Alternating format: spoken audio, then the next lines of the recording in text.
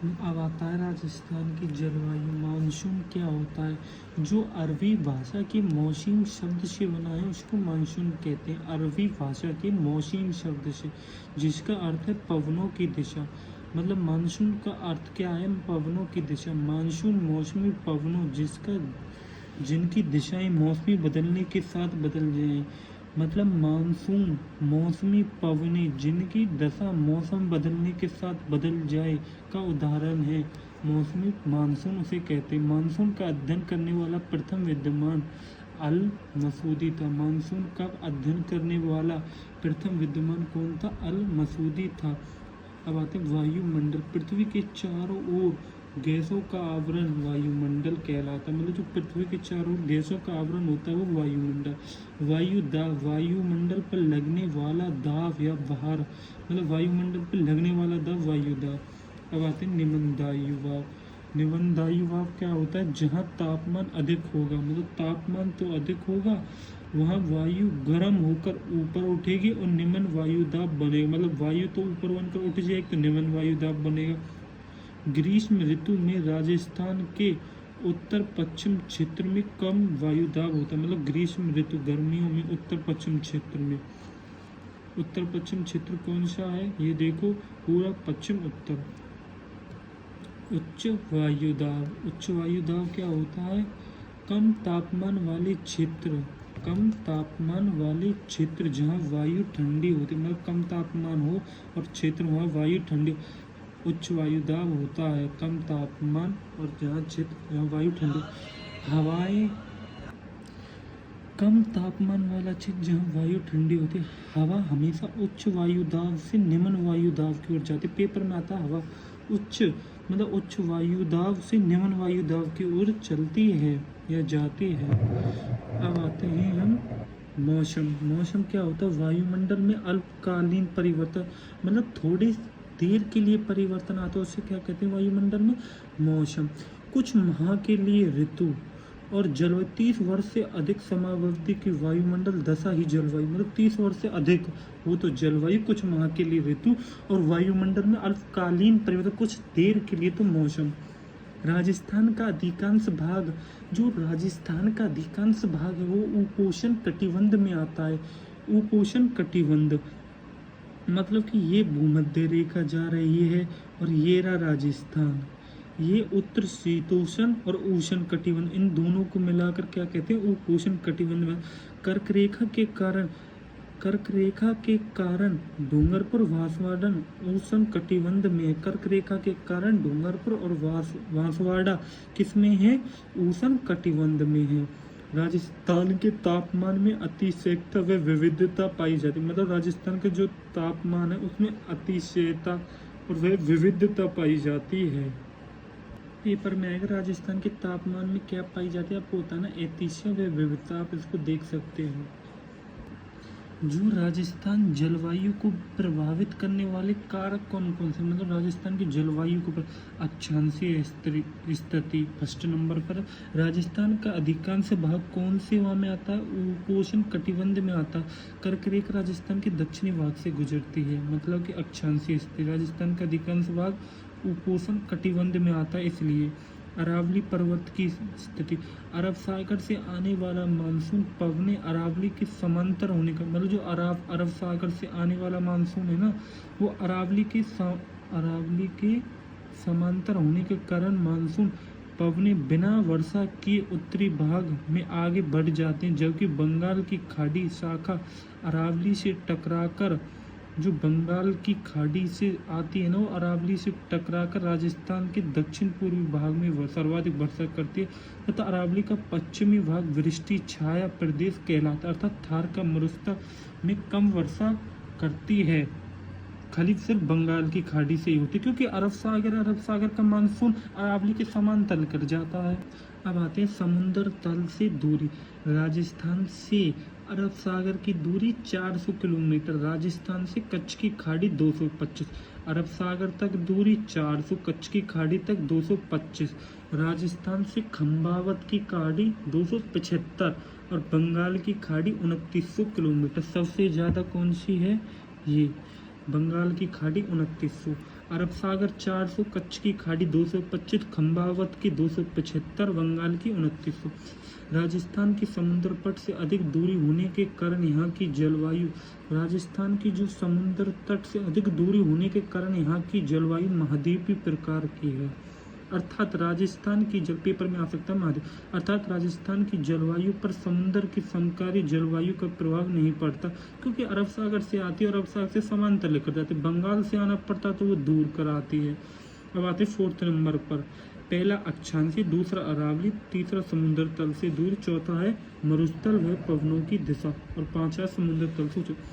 राजस्थान के पश्चिमी भाग में थार का मरुस्थल है, जो गर्मियों में अधिक गर्म और सर्दियों में अधिक ठंडा होता है, इसलिए मरुस्थल पवनों की दिशा। ये राजस्थान की जलवायु को प्रभावित करने वाले कारक हैं। समुद्र तल से ऊंचाई, राजस्थान का अधिकांश भाग समुद्र तल से 370 मीटर से भी कम ऊंचा है। मतलब राजस्थान की जो अधिकांश है समुद्र तल से 370 मीटर से भी कम ऊंचा है। धरातल से, धरती से 100 मीटर की ऊंचाई पर, मतलब कि हम धरती से 165 मीटर की ऊंचाई पर जाएंगे ना, तो हमारा 1 सेंटीग्रेड तापमान में कमी हो जाएगा। अगर हम धरती से 32 मीटर नीचे ही जाएंगे और नीचे तो 1 सेंटीग्रेड तापमान बढ़ता है। मतलब कहाँ 165 मीटर, कहाँ 32 मीटर। अब आते हैं 6th नंबर का, कौन सा है, प्राकृतिक वनस्पति की कमी। मतलब कि जहाँ सघन वनस्पति होगी, मतलब कि जहाँ इकट्ठा वनस्पति होगी, वहाँ जलवायु में आर्द्रता अधिक होगी, मतलब जलवायु में नमी अधिक होगी। पश्चिमी राजस्थान में प्राकृतिक वनस्पति कम होने के कारण तापमान अधिक और आर्द्रता कम होती है, मतलब नमी कम होती है और तापमान अधिक होता है। अब आते हैं राजस्थान की ऋतु। राजस्थान में 3 प्रकार की ऋतु हैं, ग्रीष्म, वर्षा, शीत। ग्रीष्म, वर्षा, शीत। ग्रीष्म ऋतु, ग्रीष्म ऋतु कब आती है? ग्रीष्म ऋतु मार्च से मध्य जून तक आती है। 21 मार्च को सूर्य भूमध्य रेखा से उत्तरायण हो जाती है, मतलब कि मार्च से मध्य जून की तरफ आती है। मतलब गर्मी तो मार्च से चालू हो जाती है, जून तक रहती है। 21 मार्च को सूर्य भूमध्य रेखा से उत्तरायण होता है और 21 जून को कर्क रेखा पर लंबवत चमकता है। मतलब कि सूर्य भूमध्य रेखा से उत्तरायण होता होता 21 जून को कर्क रेखा पर लंबवत चमकता है। 21 जून को राजस्थान में सबसे गर्म दिन, सबसे बड़ा दिन और सब रात छोटी, मतलब गर्म दिन, बड़ा दिन, उससे केवल रात छोटी। इस दिन परछाई नहीं बनती है। अब पेपर में किस दिन पड़ता है? 21 जून को, इसलिए इसे नो शैडो जोन कहते हैं, मतलब no shadow zone. No shadow मतलब परछाई नहीं बनती, इसलिए नो शैडो 21 जून को। 22 दिसंबर को सूर्य की किरणें, 21 जून को तो 21 जून पर तो कर्क रेखा पर चमकता है, 21 मार्च से 21 जून से। अब आते हैं 22 दिसंबर को, 22 दिसंबर को सूर्य की किरणें मकर रेखा पर, 22 दिसंबर को सूर्य की किरणें मकर रेखा पर सीधी पड़ती हैं। इसी दिन राजस्थान में सबसे लंबी रात और सबसे ठंडा दिन होता है। क्यों? 22 दिसंबर को सूर्य की किरणें मकर रेखा पर। राजस्थान का सबसे गर्म महीना कौन सा है? ये तो जून सबका ही होता है। सबसे ठंडा महीना जनवरी, ये भी सबका होता है। लेकिन सबसे गर्म जिला कौन सा है? चुरू। और सबसे ठंडा, सबसे गर्म जिला, सबसे ठंडा स्थान। और जब वो पूछे सबसे गर्म स्थान पूछे तो फलोदी स्थान और माउंट आबू। जिले की बारी आएगी तो चुरू और सबसे गर्म स्थान फलोदी है, स्थान पूछे, और ठंडा स्थान माउंट आबू। देखो 22 दिसंबर को, 21 जून को, ठीक है। अब सर्वाधिक दैनिक तापमान, मतलब सर्वाधिक दैनिक मतलब तापमान में अंतर आता है सर्वाधिक जैसलमेर में। न्यूनतम दैनिक तापांतर वाला जिला कौन सा है? डूंगरपुर। मतलब वहाँ कम तापांतर आता है डूंगरपुर, और जैसलमेर में अधिक। ग्रीष्म ऋतु में दैनिक तापांतर अधिक है, गर्मियों में दैनिक तापांतर अधिक होता है, वर्षा ऋतु में दैनिक तापमान न्यूनतम होता है, तो आपको पता होगा। अब आते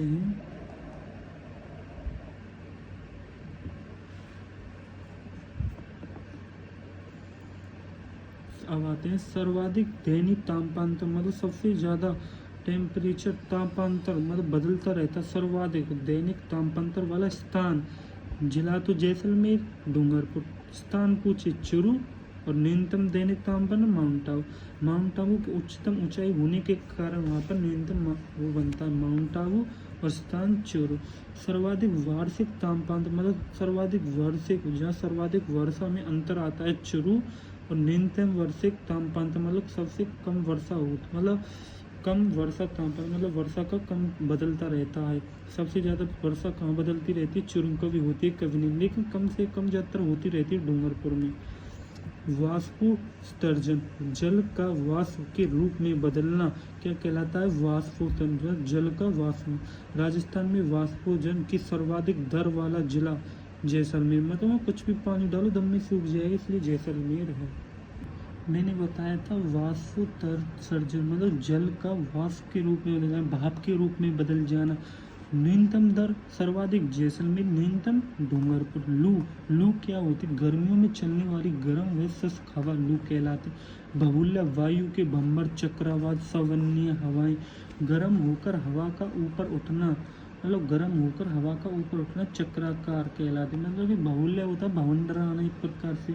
पूर्वा या पूर्वाई, बंगाल की खाड़ी की मानसूनी हवाएं जो पूर्व से पश्चिम की ओर चलती हैं उन्हें पूर्वा या पूर्वाई कहते हैं। मतलब बंगाल की खाड़ी की मानसूनी हवाएं जो पूर्व से पश्चिम की ओर चलती हैं उन्हें पूर्वा या पूर्वाई कहते हैं। पछुआ, पश्चिम दिशा से चलने वाली हवा क्या कहलाती है? पछुआ। पूर्वा जो कि पूर्व से पश्चिम की ओर चलती है बंगाल की खाड़ी। अड्डार, भयंकर आवाज के साथ तेज चलने वाली हवा को क्या कहते हैं? अड्डार। राजस्थान में सर्वाधिक आंधियाँ, मतलब सर्वाधिक आंधियाँ कौन से जिले में? गंगानगर, 27 दिन तक चले भाई साहब। सबसे कम आंधी झालावाड़ 3 दिन। सर्वाधिक आंधी गंगानगर 27 दिन, सबसे कम झालावाड़ 3 दिन।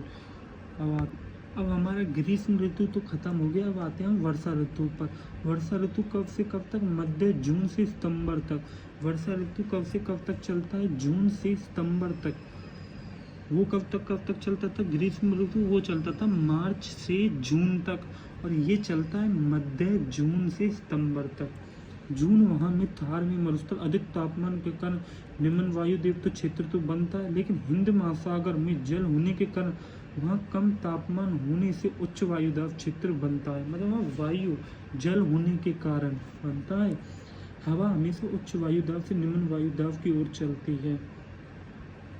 यहाँ से आएगी निम्न वायुदाब से उठकर यहाँ तक, हमेशा हिंद महासागर उच्च वायुदाब, हिंद महासागर से उठेंगे और ये निम्न वायुदाब की ओर चलेंगे। फेरल का नियम क्या कहता है? जो दक्षिणी गोलार्ध की मानसूनी पवनी, फेरल का नियम ये कहता है कि जो दक्षिणी गोलार्ध है ना, ये दिख भी रहा हो, दक्षिणी गोलार्ध की मानसूनी पवनी कोरियोलिस बल के कारण, किस बल के कारण? कोरियोलिस बल के कारण उत्तरी गोलार्ध में अपनी दाहिनी ओर मुड़ जाती, मतलब कि उत्तरी गोलार्ध में अपनी दाहिनी ओर, दक्षिणी गोलार्ध का ये जा रहा, ये दक्षिणी गोलार्ध की मानसूनी कोरिस बल के कारण ये बल है कोरियोलिस, उत्तरी गोलार्ध में अपने दाहिनी, उत्तरी गोलार्ध में दाहिनी ओर मुड़ जाते हैं उत्तरी गोलार्ध से, और दक्षिणी गोलार्ध से बाईं तरफ चलती हैं और इधर मुड़ जाते हैं। ये हवाएं मतलब कि दक्षिण पश्चिम से उत्तर, दक्षिण पश्चिम से उत्तर पूर्व की ओर चलती हैं, इसे दक्षिण पश्चिम मानसून कहते हैं। मतलब फेरल का नियम कहता है कि जो हवा ऐसे चलती है वो दक्षिण ऐसे और ऐसे, उसे क्या कहते हैं? दक्षिण पश्चिम मानसून कहते हैं। दक्षिण पश्चिम मानसून 2 शाखाओं में विभक्त है, एक तो अरब सागर की शाखा, एक बंगाल की खाड़ी। अब मैप में आपको दिख रहा होगा, अरब सागर तो यहाँ से आएगा, बंगाल की खाड़ी यहाँ से आएगी। अब आता है अरब सागर। अरब सागर केरल के मालाबार तट से प्रवेश, जो अरब सागर है ना की शाखाएं केरल के मालाबार तट से प्रवेश करते हैं 1 से 5 जून को। केरल यहाँ लगा, केरल के मालाबार तट से 1 से 5 जून तक चलती है। यह शाखा राजस्थान में, मैंने अभी आपको बताया था, यह शाखा राजस्थान में बांसवाड़ा मानसून का प्रवेश द्वार, मतलब केरल के मालाबार तट से यह शाखा राजस्थान में कहाँ से आती है? अरब सागर वाली। ये राजस्थान में बांसवाड़ा मानसून का प्रवेश द्वार 17 जून के आसपास प्रवेश करती। अरावली की पहाड़ी इस मानसून की समांतर, मतलब यही अरब सागर, अरावली की पहाड़ी इसके मानसून के समांतर होने के कारण राजस्थान में कम वर्षा होती है, और अरब सागरी मानसून की राजस्थान में दिशा, मतलब जो अरब सागर मानसून की राजस्थान में दिशा कैसी है, दक्षिण पश्चिम से आता है और उत्तर पूर्व होती है। इस शाखा से राजस्थान में केवल 10% ही वर्षा हो पाती है। अब आते हैं, मैंने एक तो पढ़ा दिया आपको अरब सागर में, दूसरा है बंगाल की खाड़ी। ये किसमें वर्षा ऋतु में चल रहे हैं। राजस्थान में सर्वाधिक वर्षा 90% वर्षा बंगाल की खाड़ी शाखा से होती है। राजस्थान में झालावाड़ से प्रवेश करती हैं, झालावाड़ से प्रवेश करती हैं और ये अरब सागर की बांसवाड़ा अरावली पर्वतमाला से टकराकर यह राजस्थान के किस भूभाग में दक्षिण पूर्वी भाग में ही वर्षा करती हैं। उत्तर पश्चिमी भाग में अरावली का वृष्टिछाया प्रदेश होने के कारण बहुत कम वर्षा होती है। वृष्टिछाया प्रदेश तुम्हें पता ही है। इस मानसून शाखा में नमी अधिक होती है, मतलब इस मानसून शाखा में नमी अधिक होती है। बंगाल की खाड़ी मानसून की राजस्थान में दिशा, इसकी अरब सागर की राजस्थान में दिशा तो आपने पढ़ ली, लेकिन बंगाल की खाड़ी की ये दक्षिण पूर्व से उत्तर पश्चिम होती है, मतलब दक्षिण पूर्व से उत्तर पश्चिम। देख लेना इसको और इसको। अब आते हैं नोट। अरब सागरीय शाखा तथा बंगाल की शाखा का मिलन कहाँ होता है। इनका मिलन होता है धर्मशाला हिमाचल में। धर्मशाला एक धर्मशाला है हिमाचल। दक्षिण और पश्चिम मानसून में राजस्थान में वर्षा का अवरोही क्रम, मतलब कि जो दक्षिण पश्चिम है ना, मानसून में राजस्थान में वर्षा का अवरोही मतलब बढ़ते हुए क्रम में दक्षिण पूर्वी जिलों से, मतलब जो दक्षिण पूर्वी के जिले हैं ना, अब दक्षिण पूर्वी के जिले हैं वहाँ से उत्तर पश्चिमी जिले तक अवरोही क्रम है। राजस्थान में सर्वाधिक आर्द्रता वाला स्थान, मतलब नमी और माउंट आबू, ये भी मैंने पता। सर्वाधिक आर्द्रता वाला जिला मतलब कि स्थान तो माउंट आबू और जिला पूछे नमी वाला झालावाड़। राजस्थान में न्यूनतम आर्द्रता और सबसे शुष्क स्थान पूछ रहा है फलौदी और जिला जैसलमेर, मतलब कम से कम ही स्थान फलौदी है, जिला जैसलमेर है। अब आते हैं वर्षा। सर्वाधिक वर्षा वाला स्थान कौन सा है, माउंट आबू, मतलब कि वर्षा सर्वाधिक वर्षा वाला स्थान माउंट आबू। सर्वाधिक वर्षा वाला जिला झालावाड़, मतलब सर्वाधिक वर्षा कहाँ होती, कौन सा स्थान है, माउंट आबू। सर्वाधिक वर्षा वाला जिला झालावाड़। और झालावाड़ सर्वाधिक नमी वाला भी जिला है। न्यूनतम वर्षा वाला स्थान जैसलमेर और न्यूनतम वर्षा वाला जिला पूछे तो जैसलमेर। इनको पढ़ना है। राजस्थान में औसत वार्षिक वर्षा कितनी है, ये इम्पोर्टेंट। राजस्थान में औसत वार्षिक वर्षा है 57.5 सेंटीमीटर। राजस्थान में वर्षा की अनिश्चितता और असमानता है, अर्थात राजस्थान में वर्षा समान नहीं होती, मतलब राजस्थान में वर्षा की अनिश्चितता और असमानता, मतलब राजस्थान में वर्षा समान नहीं होती है। राजस्थान में वर्षा की वृद्धि कैसे होती है, ये डायरेक्शन पूछ सकता है आपसे। राजस्थान में वर्षा की वृद्धि उत्तर पश्चिम से दक्षिण पूर्व होती है। मैंने इस पर देखा, राजस्थान में वर्षा की वृद्धि उत्तर पश्चिम से दक्षिण पूर्व की ओर होती है। मतलब उत्तर पश्चिम कौन कौन सा है, ये तो हो गया आपका उत्तर, ये हो गया आपका पश्चिम। उत्तर पश्चिम से दक्षिण पूर्व की ओर वर्षा की वृद्धि 50 सेंटीमीटर वर्षा रेखा राजस्थान के दो समान भागों को बांटती। पश्चिम सेंटीमीटर वर्षा रेखा राजस्थान के उत्तर पश्चिमी मरुस्थल शुष्क और अर्धशुष्क दो भागों में बांटती, मतलब 25 सेंटीमीटर वर्षा राजस्थान के उत्तर पश्चिमी मरुस्थल को शुष्क व अर्धशुष्क के दो भागों में बांटते।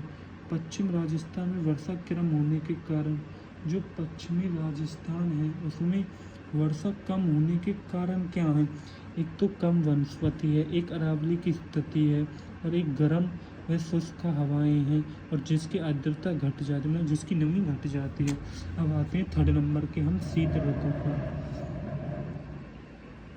शीत ऋतु कब आता है, शीत ऋतु अक्टूबर से फरवरी के मध्य आता है। सूर्य भूमध्य रेखा से दक्षिणायन होता है। 22 दिसंबर को सूर्य मकर रेखा पर चमकता है। शीत ऋतु कब आता है, अक्टूबर से फरवरी। सूर्य भूमध्य रेखा पर दक्षिणायन हो जाता है। शीत ऋतु में सूर्य 22 दिसंबर को सूर्य मकर रेखा पर चमकता है। उत्तरी गोलार्ध में तापमान कम होने के कारण उच्च वायुदाब केंद्र बनता है। हिंद महासागर में निम्न वायुदाब बनता है, मतलब यार मकर रेखा की तरफ आ जाएगा दक्षिणी गोलार्ध के मई, तो अब वहाँ में हिंद महासागर में तो निम्न वायुदाब बनेगा और उच्च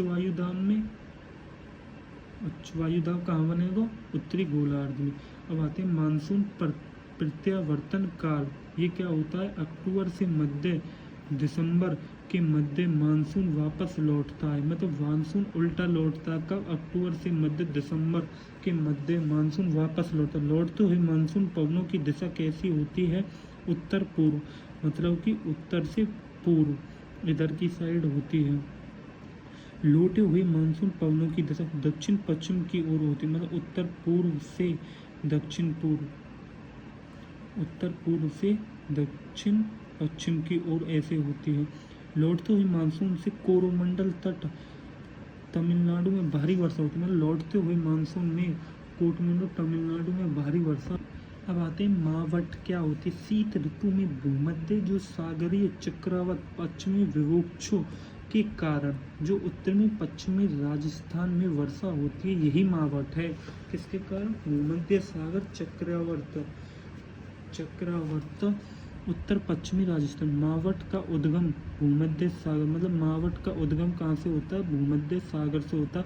मावट को गोल्डन ड्रॉप्स, सुनहरी बूंदे भी कहा जाता है। मावट को गोल्डन ड्रॉप्स भी कहा जाता है, जो रबी की फसलों के लिए लाभदायक